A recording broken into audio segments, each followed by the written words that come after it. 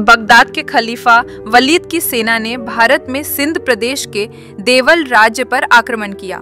इस सेना का सेनापति मोहम्मद बिन कासिम था। देवल के राजा दाहिर और उनके पुत्र जयशाह ने अपनी सेना के साथ शत्रु का सामना किया। देवल राज्य की सेना के वीरों ने बड़ी बहादुरी से युद्ध किया, लेकिन आक्रमण करने वाली शत्रु सेना बहुत बड़ी थी। देवल राज्य की पूरी सेना और राजा तथा राजकुमार भी युद्ध में मारे गए।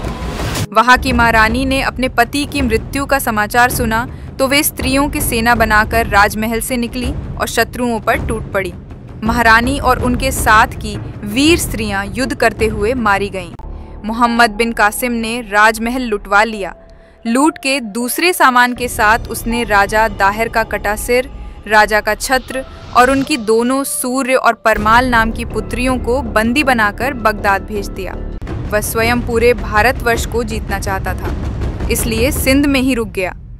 बगदाद के खलीफा के पास जब राजा दाहिर की पुत्रियां पहुंची तो वह इनकी अद्भुत सुंदरता देखकर अचंभे में आ गया।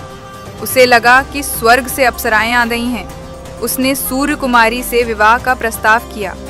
बेचारी राजकुमारियां विदेश में शत्रु के राजमहल में अकेली क्या कर सकती थीं, लेकिन उन्होंने अपने पिता को मारने वाले से बदला लेने का निश्चय कर लिया था।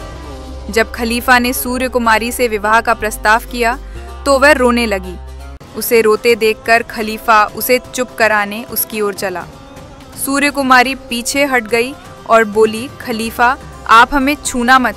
आपके नीच सेनापति बिन कासिम ने हमें अपवित्र कर दिया है। खलीफा ने यह सुना तो वह क्रोध से कांपने लगा। उसने उस समय अपने दूत भारत भेजे और यह आज्ञा दी कि मोहम्मद बिन कासिम को जीते जी सूखी खाल में सील दिया जाए और उसकी लाश मेरे सामने हाजिर की जाए। खलीफा के दूत भारत आए।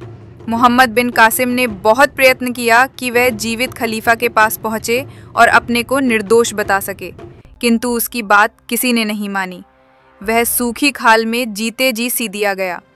सूखी खाल के बोरे में सीने पर मोहम्मद बिन कासिम तो मर ही गया, उसकी लाश उस बोरे में बगदाद पहुंचाई गई। क्रोध में आकर खलीफा ने उस पर कई लातें लगाईं। इसके बाद खलीफा अपने महल की छत पर गया। वहाँ उसने सूर और परमाल को बुलाकर बताया कि मोहम्मद बिन कासिम की लाश चमड़े के बोरे में सील कर नीचे दरबार में पड़ी है। सूर्य कुमारी ने कहा, ठीक है, हमने अपने पिता को मारने और अपने देश को लूटने वाले से बदला ले लिया। जब खलीफा को मालूम हुआ कि उसके सेनापति का कोई दोष नहीं था, तब उसने अपना सिर पीट लिया। सूर्य कुमारी ने अपनी छोटी बहन को सब बातें पहले ही समझा दी थी। दुख और क्रोध से पागल खलीफा से उसने कहा, हम हिंदू कुमारियां हैं, समझे? किसमें साहस है जो जीते जी हमारे शरीर को हाथ लगा देगा?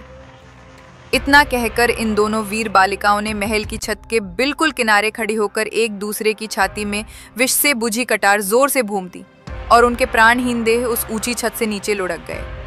खलीफा भारत की लड़कियों की ये आश्चर्यजनक वीरता देखकर ऐसा घबराया कि वहीं सिर पकड़कर बैठ गए।